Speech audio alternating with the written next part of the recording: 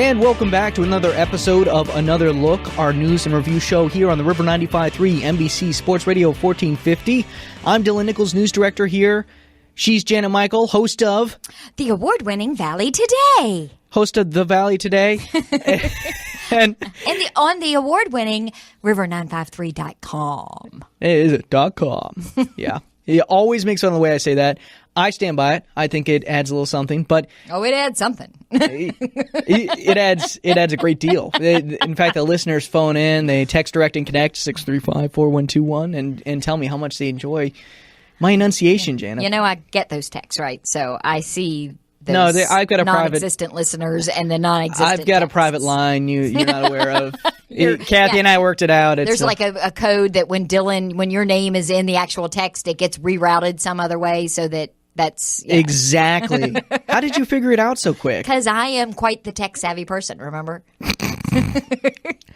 Anyways. I may just be a lowly intern. I know. That's right. We had that discussion here at the River, too, where we were just making sure Janet knew she was just an intern. Amazing that we gave an intern a whole show, too. We're really trusting. It's craziness. As a radio station. But hey, you're getting all new things on the website, so be grateful for your intern. No, she does us well. Even though you didn't win the candy contest this week. Oh, my God. Enough about the candy contest, Janet. We can't all be winners. Anyway, this is all station stuff. But I was a winner because I won the popularity contest this month. Oh, you're mentioning all the station stuff that they have no idea about. All these little contests. But now they know how much fun we have here at the station. That's right. Yeah. It's a constant contest. And we're going to be probably hiring a salesperson soon. So if you want to be part of this fun stuff, go to the website, click the contact button for the staff, and send Liz an email and say, I want to work there and win candy and money. And in case you're wondering, this is not a ZipRecruiter ad. No, this is actually our podcast here where we review news from across the Shenandoah Valley. That's Winchester. That's Front Royal. That's Frederick County, Warren County, Shenandoah County, Page County, Clark County, all the counties. It's a great show. And we got some news stories for you. I think it was a pretty hot week. Janet, what do you got for news stories? I've got Winchester police investigate armed home invasion. Sounds a little frightful. It's pretty interesting. Winchester mandates water heater expansion tanks. You made that sound really ominous. It sounds a little odd. Okay. And then just want to touch on they have broken ground. Site prep begins for the new Warren Memorial Hospital. Da, da, da, da. Yes, I'm going to be so excited when that building is open, even though I don't go to the hospital here. If it's going to be pretty, I might be, that might be an incentive for me to get sick and come to the hospital here. Would you just say, if it's going to be pretty, I might? Yeah. Is that how you judge the hospital? Duh. That's how I judge everything. Okay. All right. Well, so word to the wise, hospitals across the world, if you want Janet's business, paint My Little Pony murals and all sorts of pretty things. In orange. In orange, of course. Well, Janet, I have a lot to talk about, too. Oh, please. I cannot wait to hear. I want to talk about these, and we can elaborate on this a little more because it's pretty interesting. Students arrested after these threats to the Frederick County schools. Yeah. Wow is all I have to say. Yeah, because we talked about the threats last week on last week's podcast. Yeah. Podcast number 21. Yeah, this is episode number 22. 22. I mean, I'm still in shock. Although I feel like I'll be less in shock if we keep announcing the number every. Well, you're supposed to. That's the rule of podcasting. Oh, you just keep announcing an episode? So that people know that, oh, wait, that means there are more that I missed, because this could be the first one anybody ever listened to. But it's not. Yeah. It's 22. Duh. And did you know that if a podcast makes it past 7 episodes, it is more likely than not to continue? We have beat that threshold. But what does that mean, though? It means people give up. They don't see the throngs of listeners and downloads by the 7th episode, so they quit. We can't get canceled. They're quitters. I mean, NBC can't just cancel us. We just do whatever we want anyway. So it's they made it. Hey, I'll just move it to my website if Andrew says we can't do it on the stations anymore. Exactly. So I want to talk about this, the student arrest after threats to Frederick County schools. I also want to talk about, to me, the bigger news. Stephen City and Frederick Water are nearing a resolution after all this craziness where Frederick Water was going to cancel or try to cancel Stephen City's water service, and there was millions of dollars worth of lawsuits going on back and forth. And letters to the governor. Letters to the governor Governor Northam's mailbox jam-packed. I mean, insanity. And here we are, and it looks like it might be coming to a close. And it's kind of amazing how it did come to a close. I'm a little bamboozled by it, but we'll talk about that. Yeah, it's another word. It was kind of a cyclical kerfluffle, really, but... in the midst of a bamboozling. In the midst of a bamboozling. Other than that, townhouses behind Quarles Elementary School, they got a planning commission okay. They got endorsed by Winchester's planning commission. And so there's still more steps. Still, though, getting close. And we've had a tough time with these Winchester developments. Every time we talk about one, it seems like 9 months later, somebody like throws a wrench in the works and it has to start all over again in the bureaucratic process. So, wow. And then, other than that, Jennifer Wexton. Raising money. Broke a fundraising record for the most money raised in a single quarter. She not only broke the record, she doubled the previous record. What does that say? Insanity. So blue wave. Well, that's what you're hearing in the news. You're hearing all of this blue wave. You're hearing a lot of stuff. It's not so cut and dry. I mean, it's really interesting. It's very regional. But it's interesting to see an example as extreme as that. Yeah. And our area. And the 10th district is a strange district, too. Well, I mean, look, we're already starting to get into it. Hey, we better take a quick break. But when we come back, we're going to talk about the 10th district and this Wexton fundraising thing. We're also going to talk about the threats to Frederick County schools, this Stevens City-Frederick water dispute and how it might be resolved, the Quarles Elementary housing that might happen, and, of course, Janet's stories. Home invasions and water heaters. Yeah. She's got the really thrilling stuff. I stole all the good stories this week, I feel like. You were very generous. All right, so we'll talk all about all of that and more when we come back with some more Another Look.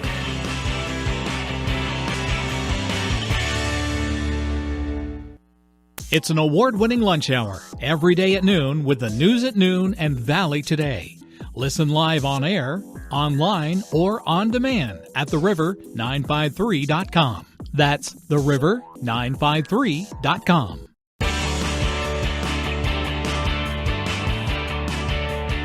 And we're back with some more Another Look.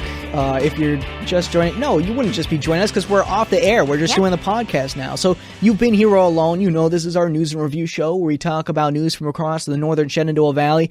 And now we want to start with Janet's stories because she's got one that sounds like a punchline. I know. I was skimming through it during the break. And in the one paragraph, the opening is Winchester police investigate armed home invasion. The Winchester Police Department is investigating an armed home invasion that took place in the 200 block of Boyd Avenue Sunday night, which, good job encapsulating. You explained to us at the staff meeting how you write these news stories. Good job. I understood why you did that now. Oh, yes. But then the next paragraph says the incident took place at 9 p.m., at which point 2 tenants, 2 of their friends, and a handyman fixing a broken window were inside the home. And all of a sudden running through my head was 2 Jewish guys and a priest walk into a bar. I mean... Yeah. I just imagine the handyman like everybody else knows why the armed felons are there, and the handyman's just like, oh, guys, I'm just a handyman. Oh, God. So, explain this story to me, because you said that it's kind of... Yeah, it was more than meets the eye, because you said, whoa. It sounded like, and they didn't specify in the release how many people were involved, how many people were armed, and who were in the house. But it was some young 20-year-olds masked and with multiple weapons. And they come into the house and they rob the place. And right away you're like, oh, man. Could that happen to me? That's terrifying. Well, what did I say to you? I said, this is why I keep a shotgun next to the bed when my husband is out of town. Yeah. And I have other things hidden throughout the house. So if you're listening now and think you know where I live, don't even think about it. Even my husband texts if he comes home unexpectedly. Yeah. Because he doesn't want to get shot at when he walks through the front door. No, she's got blow darts in the couch cushions. I got all kinds of stuff. Yeah, I got tasers. Tasers. All right. Can I just say, I would suggest keeping tasers for home defense. I would not suggest the gigantic shotgun. Yeah, I have a shotgun. I have a handgun. I have several shotguns. I have a rifle.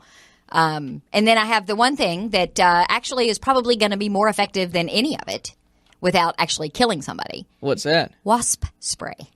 Whoa. I was told by a police officer that wasp spray should keep a can of it on your bed, on your bedside table, because it is like pepper spray, only it's much more potent.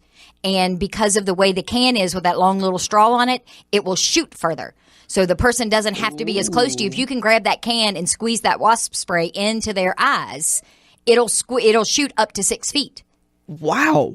Yeah. That's brilliant. My husband's an exterminator. I don't even need wasp spray. I live with a wasp spray. Oh, are you kidding me? Yeah, you got wasp spray in the Kool-Aid Don't think over you're there. going to invade my house because you're going to leave with, You're going to leave in bad shape. You're going to leave in a body bag. That's what you're going to do. You will be missing an arm, blinded with wasp spray, limping home. You're not going to make it off the front porch. But then I'm going Yeah. to drag you back inside because isn't that the rule? If they're outside, you get arrested. If they're inside, it's self-defense.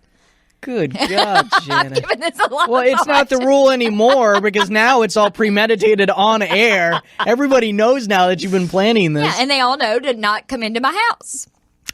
Fair warning, guys. Yeah, that's better than any damn ADT security sign you could put up, I think, right But there. according to this article, the house had been broken into prior to the home invasion. Yes, and also according to the article, they didn't really steal much of value when they did do the armed invasion while everyone was there. And they just kind of waved the guns around, said, if anyone moves, we're going to shoot you. And they looked around, and they took a few things, but not much. And when it comes right down to it, at the end of it, the police think that this was linked to a sale of narcotics. But you can't really call the police and say, hey, somebody just broke into my house and stole my drug stash.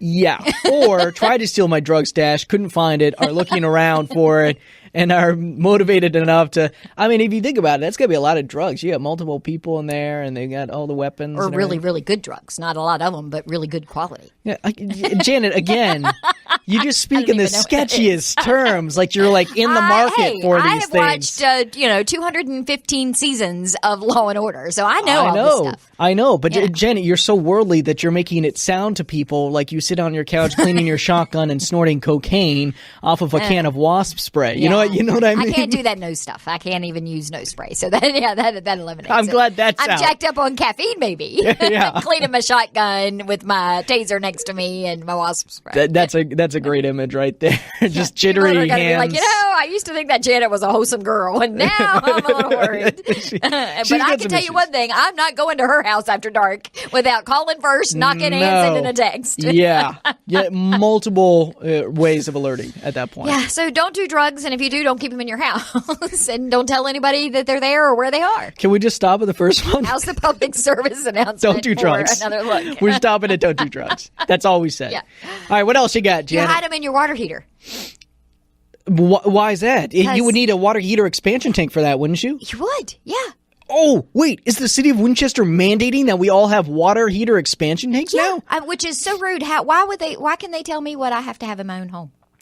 Well, technically, they've been telling you this for a while. It's actually been part of the building code for like the last 20 years. Oh. But if you have a pre-existing water heater that was put in before the building code was put into place, then you might still not have grandfathered one. in, yeah. And apparently 8,000 of like 12,000 people still don't have one. That's what they That's a estimate. lot of So people. that's 2/3. So that's kind of crazy. I'm amazed by that, really. But so that's the issue that they're facing. It's a safety issue. I get it. No one wants the water heater to pop. So Yeah, that would be a mess. And the city's paying for it. Well, with, and that's with your taxes. because as So you're paying for it. Oh, okay, yeah, that makes perfect sense. Yeah. But yeah, as is typical of most of these stories, I didn't actually read any of them. I just glanced at the headline Yeah, and thought, yeah. I'm not paying. You're not going to make because you can't upkeep your equipment. I now have to pay for something in my house, and that was my rant when we came into the studio. And Yeah. you're like, no, Janet, they're going to pay, and I'm like, oh, I got to move to Winchester and get me one of them old water heaters. Oh man. That's like our political age like encapsulator right there, isn't it? Just like, what? This headline? This soundbite? What? Yeah, How dare they? yeah. But it's true. It's actually pretty reasonable. It is your tax dollars, I guess, at the end of the day. But it sounds like it's a worthwhile project. I think they said it would take about it's either a year or 4 years. I forget which one it is. 4 years to 4 complete. years. Yeah, to complete. Yeah. It would make sense. That's 8,000 people. It's going to take some time. Well, they're sending letters out to people in phases, and so word to the wise, because they actually might gig you as a fine. I don't know, but they might gig you with a fine if you don't respond to the letter. You have 2 weeks. Yeah. 2 weeks to respond, and you can do anything. You can take a picture of your already existing water heater expansion tank and send it to them, or what you can do is you could say, hey, I'd like to build my own, and they'll send you $200 to do it. And then I guess you got to send the picture. Or you can just say, hey, can you do it for me? Uncle Sam. And then he'll come down to your house in his red, white, and blue pajamas and set it all up. As you're saying that out loud, I'm imagining that all of the wives that are listening to this podcast right now are going, no, don't tell my husband he can build his own anything. Yep. And all of the husbands who are listening right now, yes, I'm going to build the biggest, baddest water expansion tank ever. With money from the government. Does it get much better than that? I get to do a DIY government-funded project. I mean, my God, that's amazing. I need to now check in with my friends who live in Winchester, make sure I don't ever visit their house. All those expansion tanks are probably going to be popping off. Yeah, that is kind of scary, though. I mean, when you think about it, because that's the whole point. It builds up pressure. So they want you to have this expansion tank so that the pressure doesn't build up coming in from the water lines to the house. Exactly. Heat expands, of course. Rising temperatures in the water heater tank cause pressure in the valve. So, because let me tell you, a water tank that leaks, a water heater that leaks, even if it's not, just because it's old or something, they make a mess. So I can't imagine if one were to blow. I mean, no, it's insane. Yeah. And that's probably hot water. It is probably very hot water. I wouldn't really know. I have a small fire and a kiln filled with water in my house that I used to shower with, so I wouldn't really know anything about this newfangled stuff. Out in Delaplane, we got no regulations, man. There's no do you know government. what would have to happen to you, though, if your hot water tank, if your water heater blew? You'd probably have third-degree burns. Where would you have to go?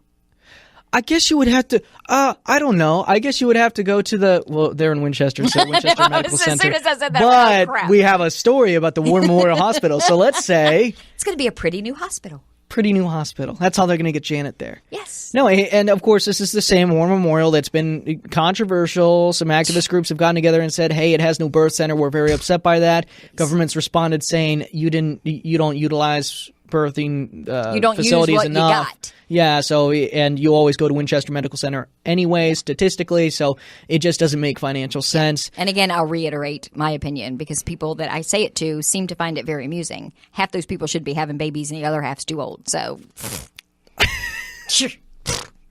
Hey. Yeah. Hey. They can't see that. So. Yeah. No, it's going to be a beautiful hospital. 177,000 square foot, 3 stories, on 28 acres. It's going to be fantastic. 12-bed critical step-down unit. It's going to have a ton of cardiac stuff. It's going to have an enhanced emergency department, 3 operating rooms, the cardiac catheterization lab. Catheterization lab. Yeah. Catheterization I need one more cup of lab. coffee to say that the right way. Catheterization. It's kind of like minimally invasive. Minimally invasive catheterization surgery. But it's going to be awesome. It's going to open fall 2020. And with any luck, I'm going to get to choose what types of coffee go in the coffee shop in that new hospital. Lloyd Heater, if you're listening, I love you. Remember you promised. I don't know. It might just be a vending machine. I don't know. No, it's not going to be a vending. It's going to have, You ever have vending machine coffee? No. Even I have never wanted coffee that bad. I will drink instant coffee before I drink vending machine coffee. I mean, that's all I did at college was vending machine coffee. Really? Yeah, my body Why don't you just hated open up the little packets and chew on the grounds? Swish around some water and swallow. That's the same thing as vending machine You're coffee. not wrong. That's the thing. You're really not. Sometimes it would be like kind of half out, so I just get some really watery version of like a cafe latte that just like tasted like, awful. Yeah. Okay. But that's all I got, because, I had all these other stories about drugs and guns and cash and everything else. But usually you're telling me to shut up, that my time is up by now. So. Well, so shut up, Janet. Your time is up. But when we come back, I've got a bunch of stories too. Yeah. I've got a student arrested and one suspended after they threatened Frederick County schools. I've got this Stephen City and Frederick water dispute is coming to an end. I'm very excited about that. Very excited about these townhouses behind Quarles Elementary. That's been an interesting story to watch, and it looks like they might get the okay. They at least got an endorsement from the Planning Commission, so we'll talk about what the next step is there. And also, as November 6th draws closer and the ominous deadline looms and the blue wave seems about to crest, Jennifer Wexton, Democratic candidate for the 10th District, breaks a huge fundraising record, doubles the last record. So we got a lot to talk about there. And then dumb news. And then dumb news, which is the best segment of this entire show. So all of that. I love that you are the news director. This is your work. This is your body of work. And yet, the thing you look forward to the most is the dumb news that you didn't even write. You just get to laugh at. I'll become a news nihilist like that and just go straight for the dumb stuff every time. So we got that to look forward to and more when we come back with some more Another Look.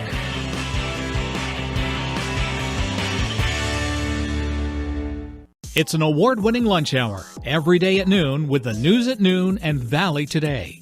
Listen live on air, online, or on demand at theriver953.com. That's theriver953.com.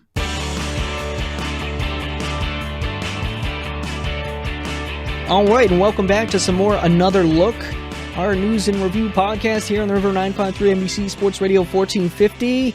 We got some more stories to talk about here. I think the first one we want to start off with is this student who was arrested. Yeah. After making these threats to, two students made two separate threats. At two separate high schools. Two separate Frederick County high schools. One was to Jameswood High School, and that occurred last Tuesday night. And the other one was to Millbrook High School, and that occurred last Wednesday morning is when school officials, I should say, became aware of it. It didn't necessarily occur then. And they made different kind of threats. It's not clear what the threat that the one kid did an Instagram post where he vowed to make sure many people are – you put expletive. I'm guessing he said the F word. Yeah, we've not I think crossed so. that threshold yet. We've so. said a lot of other words on this podcast, but we've not really crossed the F threshold yet. But I think the troubling. So for some reason, it's not been released what the Jameswood High School students' Tuesday night threat was. But the Millbrook High School students' threat was much more serious, as you said. Yeah. The exact quote was, he was vowing to make sure many people are blanking dead that come in my path to stop me. So, and basically the reason that he was arrested for those comments is because they constituted a direct threat. Mm-hmm. Apparently, whatever the Jameswood High School person posted did not constitute a direct threat, and therefore he was just suspended from school. Yeah. And just suspended. Yeah. And not even expelled. Which I don't know. I don't know what's fair or what's not, because the other part of me is saying that these kids obviously need help if they're posting this kind of stuff. They're obviously socially isolated. They need some sort of psychological counseling for their mental health. And so if you expel the student, you're almost sort of passing the problem along. So, I mean, suspension was probably the most appropriate thing they could do. But when you actually make a direct threat, there's no other recourse. It's a crime. Yeah. So an arrest was made. He was actually being held at the Northwestern Regional Juvenile Detention Center. And so he was released from there at some point. And so it's sad when stuff like this happens. And the school was kind of on high alert Wednesday. Extra sheriff's deputies were patrolling around, making sure everything was okay. And the Frederick County Sheriff's Office, we had to give them a shout out because it sounds like they did a fantastic job. Yeah, promptly they were right searched on top the homes, promptly made sure that everyone felt safe by showing a more complete police presence or sheriff's office presence. So, it's just sad. Yeah. Just sad. And it's crazy, but you got to pay attention to these kids on social media. They clearly do not, they think that's where they need to go to express themselves. And yes, that could be good or bad in either direction. But that means that parents, that means teachers, that means just friends of these kids or friends of these parents of these kids need to be paying attention to what some of these kids are putting out on their social media, either to stop them and say, hey, you really need to think twice about that. Do you know what kind of a long-term effect posting something like that on Twitter, Instagram, Facebook could have? Or, okay, this is raising a red flag for me. We need to talk to his mom or his dad or his aunt or his uncle or his grandmother and say, something is a little off here. Can we connect him with a guidance counselor? Can we connect him with a mental health, professional, somebody? But everybody plays a role in this. This isn't just these kids or their parents. We're all responsible for making sure something like this doesn't happen to any of our kids at school. And can we talk about just in general the trend of social media just here in the Valley that we've noticed? And not to even speak about across the United States, but that's the whole reason all those Strasburg fights happened on the first few days of school. Yeah. All these kids started just beating each other because all these social media bad trash talk was spreading across the internet, and everyone was really just fuming by the time they got back in the classrooms, and the fights were just two separate fights happening within like the same week in Strasburg High School. I mean, and then you have this whole incident with the Skyline students making the signs about Strasburg High School before the big game and posting them on social media, referencing a terrible thing that happened in Strasburg High School a year or two ago. I mean, it's just it's become toxic. Yeah, it really has. And I get parents are busy. I mean, we're in most cases, a lot of these households, parents are both working. In some cases, they're working 2 jobs apiece, and you don't always have the time. And so many parents don't understand social media. They're either not on it or they're only on Facebook and think they know what they're doing, and they don't know what they don't know. Yeah. But there has to be some time devoted to paying attention to what your kids are doing on social media. And if you don't understand it, call somebody who does. Call a parent that does. I mean, I teach classes. Well, I haven't lately, but I used to teach classes before you guys started sucking up all of my time. Yeah, no, exactly. But no, I would do classes for parents. Here's what you need to know. Here's how they can hide things from you. Here's how they can create friends lists. So even if you're friends with your kids on Facebook, they can create a friends list that's just their friends. It doesn't include you. And they can still post things that their friends can see and you can't. Janet can teach you all this stuff. Yeah, I mean, for the low price. But you can Google it. I mean, you can literally just Google it, but it takes time, and we don't always have the luxury of time. But do you want this instead? Isn't that like the whole crux of the social media issue too? Is we don't have time, because the other part of that is fake news. And that's spreading across social media, everyone getting upset, sharing stories for the headlines that aren't necessarily true. And the reason they share them and don't research them is nobody has time. Yeah. And we don't have time to form well-developed political opinions anymore, or to weigh both sides of an argument and act rationally. It's these sad. kids, at Jameswood and at Millbrook, that means they're in high school. These kids have grown up with social media. They have an entirely different mindset on what should be public and what shouldn't than my generation did. When Facebook first came out, it was all about what I had for breakfast and showing pictures of my Pop-Tarts. Nobody cares about that. But these kids, it's a different mindset. And if you're not at least taking the time to have a conversation with them about what's going on, and then making sure that what they're telling you is what is actually the case, it's important. It's scary. It's really, really, really scary. I can't believe we burned that much time on that story, but it's really, there's a lot to talk about there. But what I really want to talk about, Stephen City, Frederick Water. Yes. Boom, boom, boom. It's not going to be a dry city anymore. Oh, man. Is it ever not going to be? Because it looks like, and let's not jump to conclusions, but it looks like this thing's going to get resolved. For those of you that don't know, I think we've explained this probably about 10 times over the last 22 podcasts, because this has been a developing story for a while. But yeah, let's we'll get into back to the cell tower in Jim Barnett Park next episode. Seriously. Oh, my goodness, these bureaucracy people, I'm telling you. This is how you know we've been at this podcast stuff for a long time.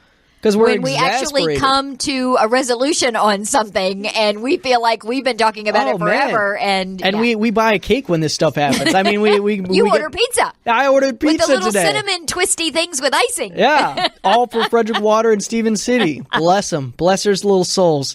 Basically, this whole disagreement stemmed from a 1992 contract, and what the contract was, it was between Frederick Water, which was known as the Frederick County Sanitation Authority back then, changed its name, and the town of Stephen City, and it basically said that Frederick Water would promise reduced water rates if they could pump 3 million gallons of water every single day from Stephen City-owned quarries at no cost. So they set that contract in place. They were both happy with it. It was a 20-year contract, and it ended in 2012. That's when arguments started, because basically Frederick Water thought a perpetual easement allowed them to continue to draw water from the town's quarries free of charge. Stephen City disagreed, though, and said that Frederick Water should now, after 20 years, start paying for the water they pump from the town's quarries. And after a while, it basically just sued Frederick Water in 2015 for $10 million. Which is what they said was the value of the water they had been pumping for free past the contract ending date. I believe so, yes. And then, of course, Frederick Water responds with a countersuit for $5.78 million. And a lot of that was for unpaid bills and penalties for water and wastewater services, because they back-billed them. Okay, fine. If you're going to make us pay $10 million for the water you think we stole from you, now we're going to go back and charge you for the discount that we were still giving you. And yeah. And it's more than even that, too. It goes even further than that, because then the town started refusing to reimburse the corporation for water services altogether because of this dispute. And because of that, Frederick Water, it just kept escalating. Then Frederick Water was seeking court permission after that to just shut off the town's water overall, which would take away water from thousands of people. And that had been paying their bill. That's the thing. They were still paying their bill to the town. They were still paying their bill But the town was not paying that money to Frederick Water. They were spending on other stuff. So it's Huge issue. But guess what? Mediation. Yes, that's right. And or who did they bring in? mental health professionals stepped in.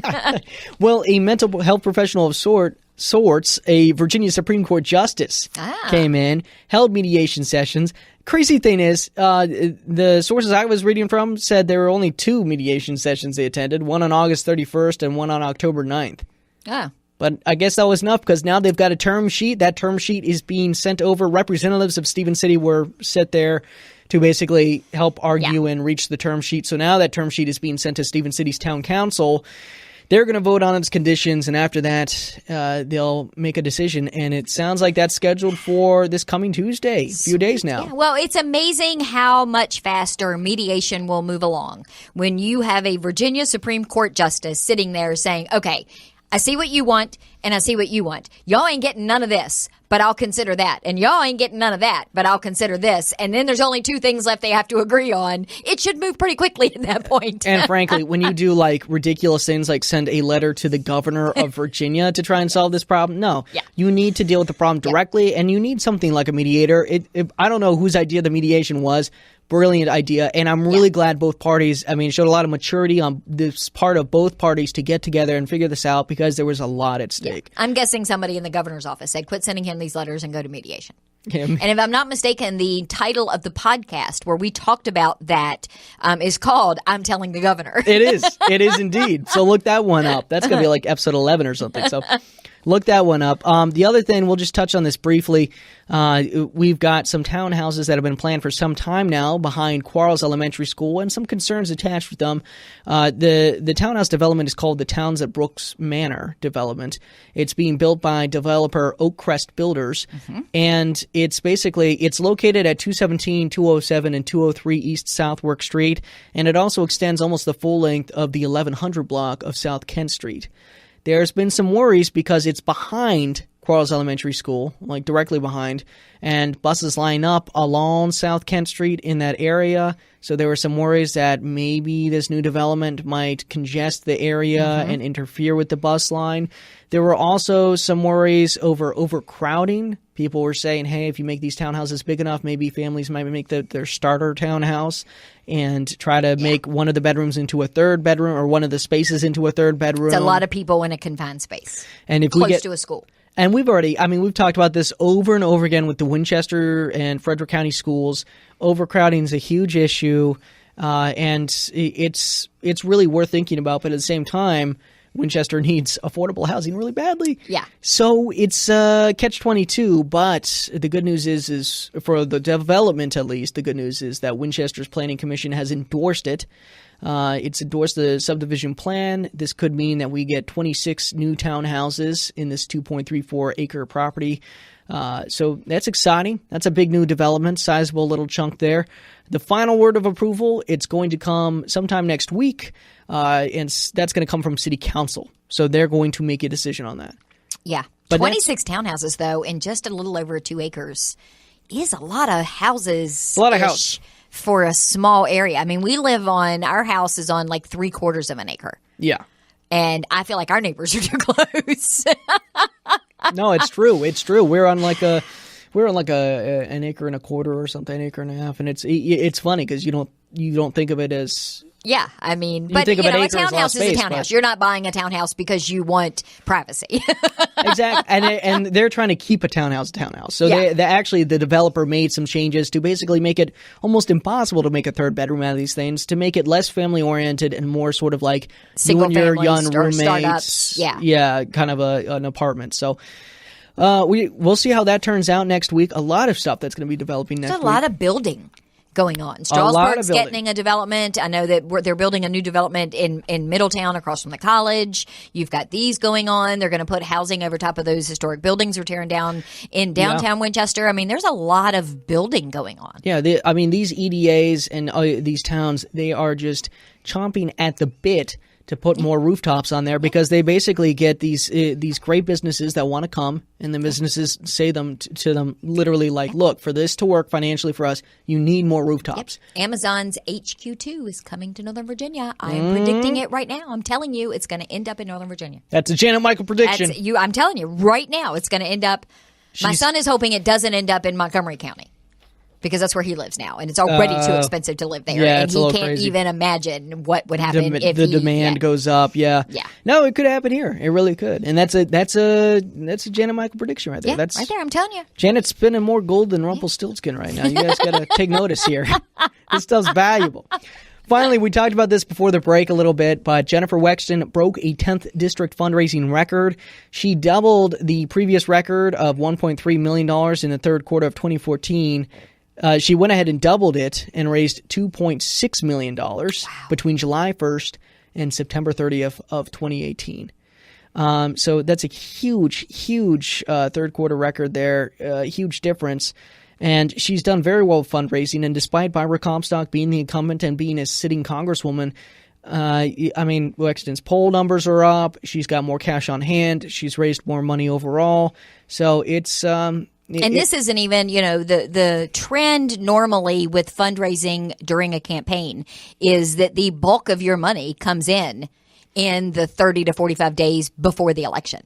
Mm-hmm. So that doesn't even count because that's the end of September. That's not even including all of October and the first couple of weeks of November. So who knows where those numbers are going to end up? Yeah, I mean, that's true. Who knows where we'll actually land on that? Because, you look at like the numbers Beto O'Rourke is putting out there. Well, and I'm curious to see how they translate, how all of that translates into votes, first of all. But I was listening to an NPR podcast earlier in the week that was talking about one of these campaigns. It was somewhere else in the country, but that there was no more TV space left. There was no more availability for TV ads in this particular area for either of the candidates to buy, and yet they still had $2, $3, $4 million in their coffers. Where were they going to spend this money? Yeah, seriously.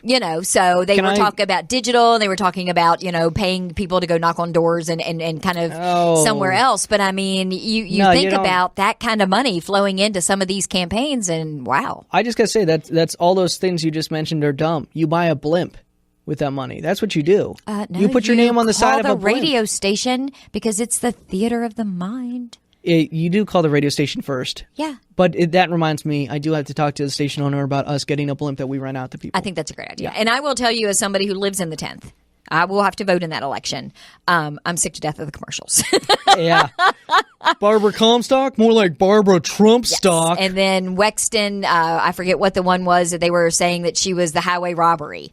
And that, just the back and forth. And they're not even ads paid for by the campaigns. The nastiest of the ads are paid for by separate groups. The DCCC and I don't even know what the other one is but they're ugly, and it's not even the candidates running those ads. Oh, it's awful. So, yeah. It's awful. It's awful. I'm going to hate my TiVo come December when I finally get around to watching stuff that I've TiVoed this month. Because I'm you're still going going to have to relive the election. At least then I'll know who won, and it'll be a little bit comforting, I hope. Hopefully. Hopefully. So we'll see about that. Well, we're about exhausted with actual topics, so it's time to get into some dumb news. When we come back from this break, we are going to go head-to-head and pit our dumb stories against one another and see who has the dumbest, who has the most interesting. Do you want to say where yours is? Mine, I'll tell you where mine is. Where's yours? Meanwhile, in Mexico. We both went abroad. Mine is meanwhile in the UK. Jolly old London.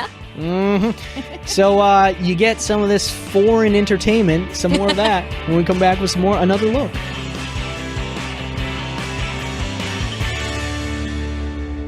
It's an award-winning lunch hour every day at noon with the News at Noon and Valley Today. Listen live on air, online, or on demand at theriver953.com. That's theriver953.com.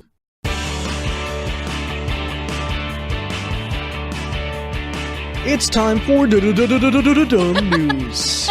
That's right, Janet. Oh my God, you're doing your own sound effects now. You remember you remember that one episode where we only did dumb news? You remember what we called that?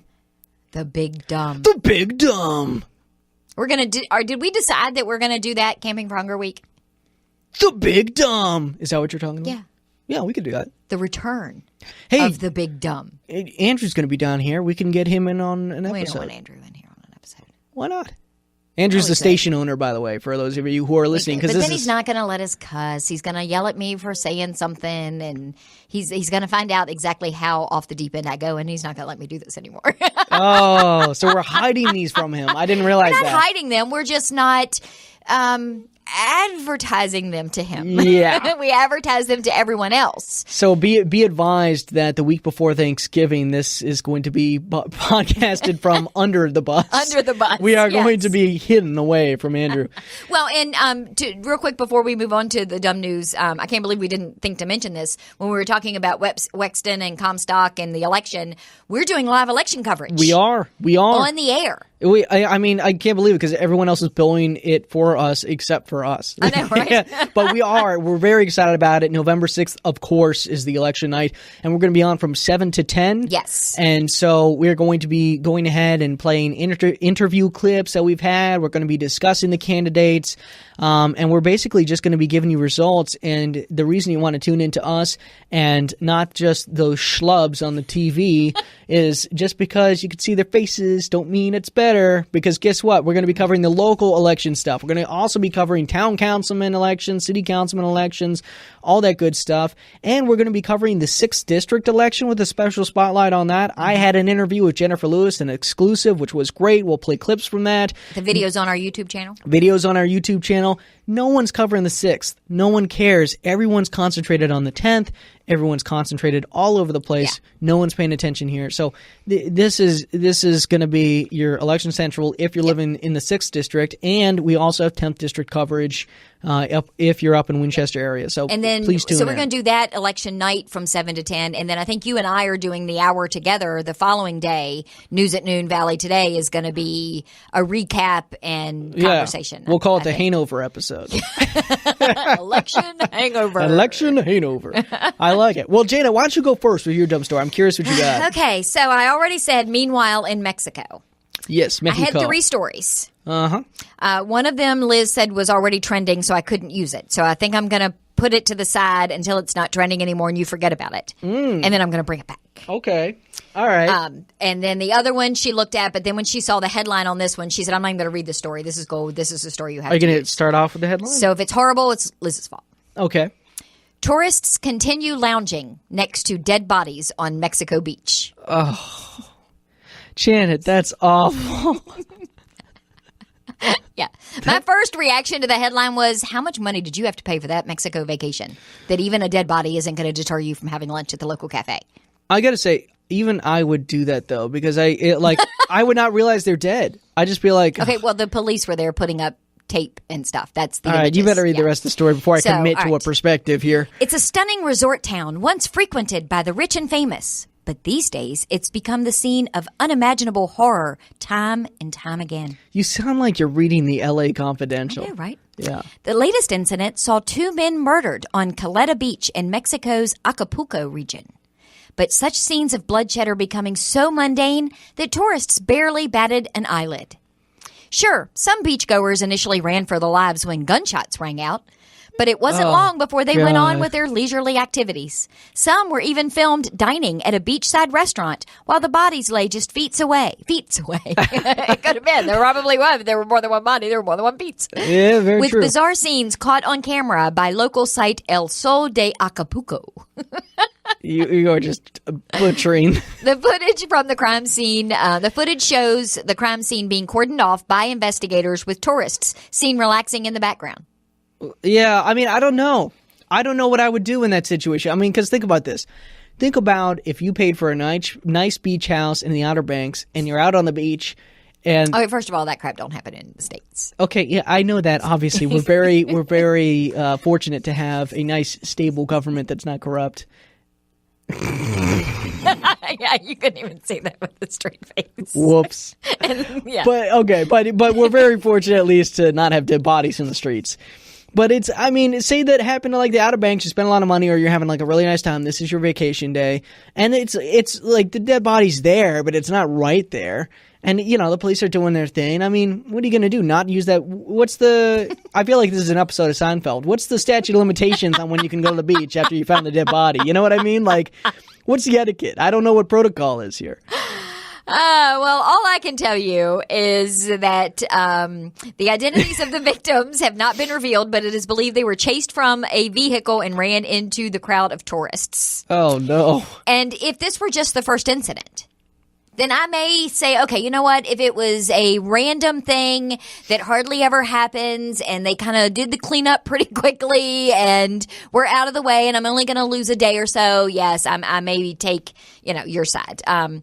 However, the horrid incident comes as the skeletal remains of 6 men were found in a house, also in Acapulco, in the Mexican state of Guerrero. The local government said some of the bodies were found with their hands and feet bound, one with a piece of wire tied around the neck. Morgues in Guerrero and several other states in Mexico have been overwhelmed by the number of bodies found on streets and in clandestine graves. Violence is skyrocketing.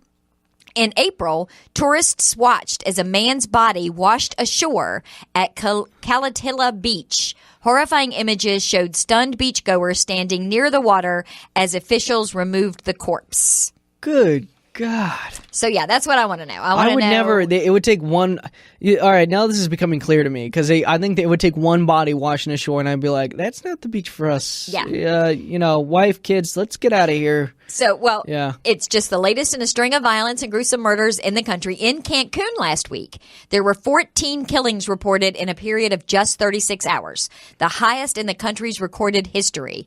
However, tourists continue to flock to the hugely popular country. Mexico ranked as the 6th most visited nation on the planet in 2017 with a whopping 39 million international tourists. That's amazing. Yeah. And this particular town is experiencing a record tourist season. The state reported more than 1.3 million visitors during the summer of 2017 alone. Acapulco welcomed 690,000 tourists, a 7% increase compared to the year before.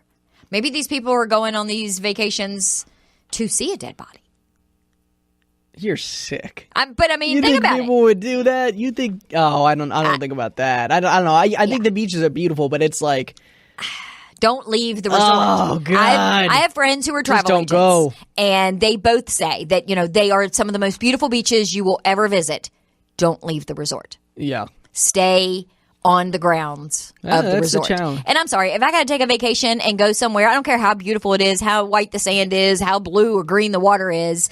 If I still am in a very beachy, pretty prison, it's still a prison if I can't take a walk on my vacation.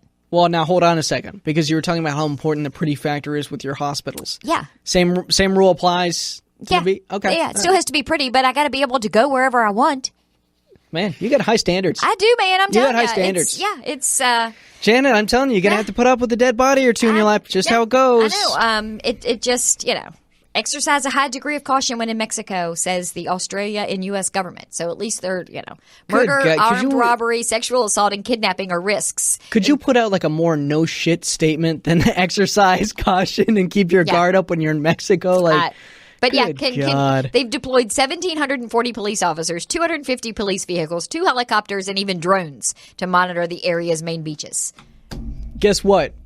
I can beat that police presence right now with this story. I don't know. It seems to me like something out of, what was that movie that Johnny Depp was in where he sold the cocaine?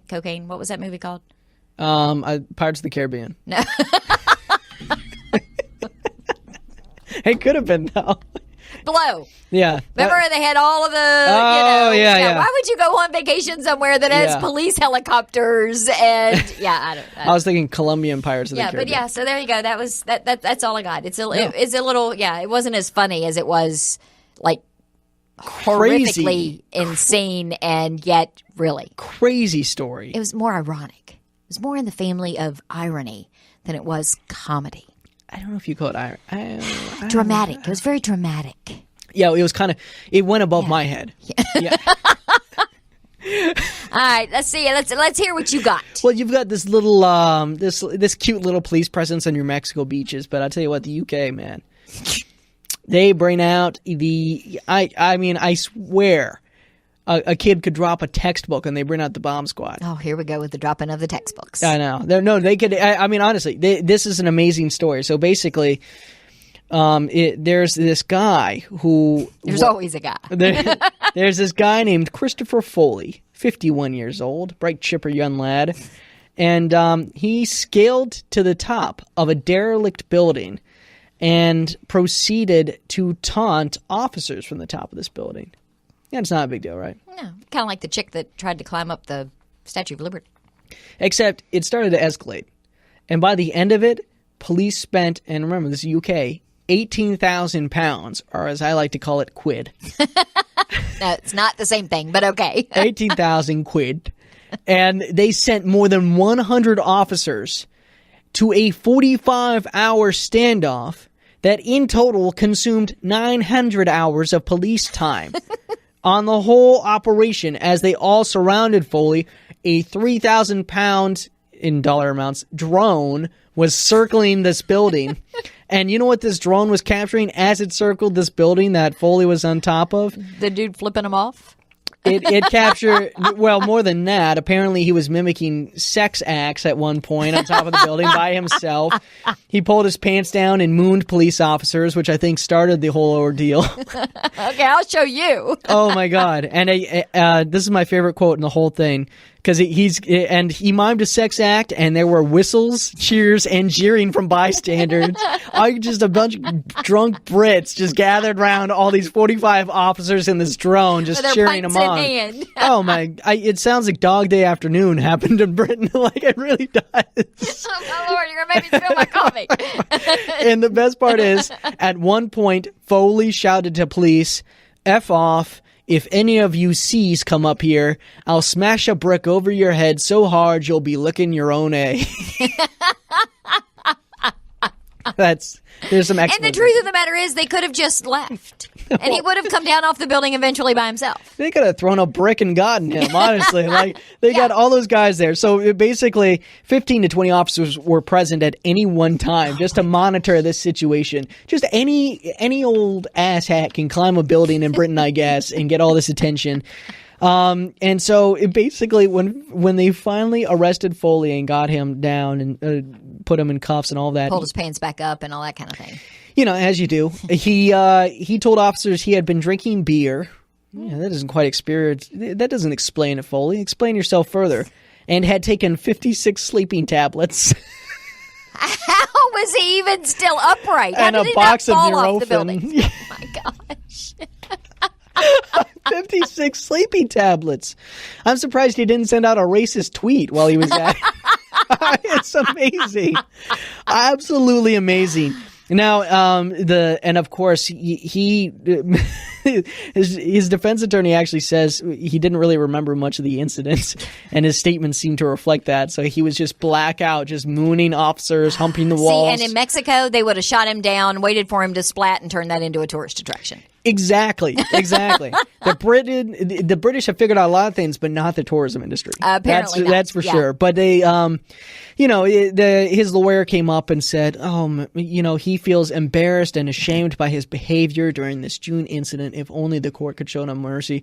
But the court didn't really show him mercy because it turns out that he actually has 68 previous offenses.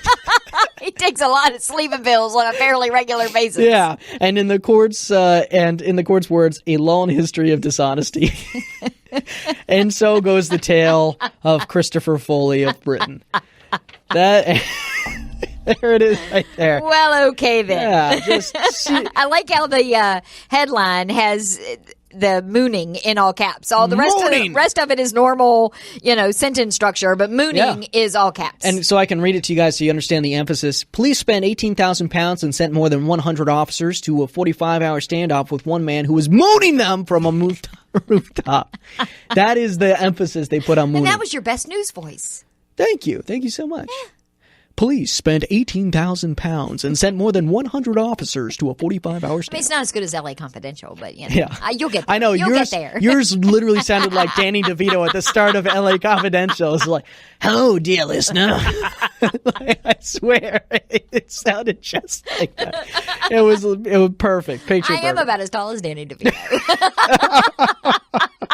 It's a good thing you have more hair. Yeah, and he's pretty funny in that Philadelphia Sunny thing. That's great. You like that show? Yeah. Well, I'd never heard of it, but the kid watches it. So then, of course, I had to watch it if I ever wanted to watch TV. And now he's gone, but I find myself still watching it. And it's like, That's a great show. Yeah. That it's really Always is. Sunny in Philadelphia. It's Always Sunny in Philadelphia. I wasn't too thrilled with the chick that's in that, got her own spinoff show. That wasn't all that great. Yeah, I heard the Mick wasn't too great, but Yeah, it wasn't. what are you going to do? I heard his show was pretty good. He got a... Oh, he did? Yeah, the main guy got Glenn Howerton. He got a show by himself. Oh, good for him. But anyways, this show isn't about advertising other people's This show shows. is a spinoff of your show and my show. Yeah, exactly. Kind of. It's a News and Noon Valley my Today show. It's not really a spinoff of my show at all, other than I'm on it. That's true. Yeah, is that all it takes? I guess that's all it takes. Oh, man. Well, with that, I think we've pretty much used up all our time. 6:05 on a Friday night. 6:05 on Friday, October 19th. We were I think we've doing done so enough for well. people. We've been getting out of here. Yeah. We were so excited that we were done and out, and it was uploaded by 5:30 last week, and here we are still recording at 6:05. Oh, I'm fed up. Yeah. I'm fed up. So we're going to go home. I'm going to go sleep for a week. And when I wake up, we'll be back with another episode for you of Another Look. Until next time, gentle listener, can you do your LA Confidential voice? No, I don't remember Now you're what under it was. pressure. I gotta have something to read. Well, I'll do my Cajun voice later, I guess. Yes, But, Dr. Phil, have Dr. Phil sign us off. Yeah, we're about done here. You need to fix your problems, and we'll talk about that when we come back with some more Another Look.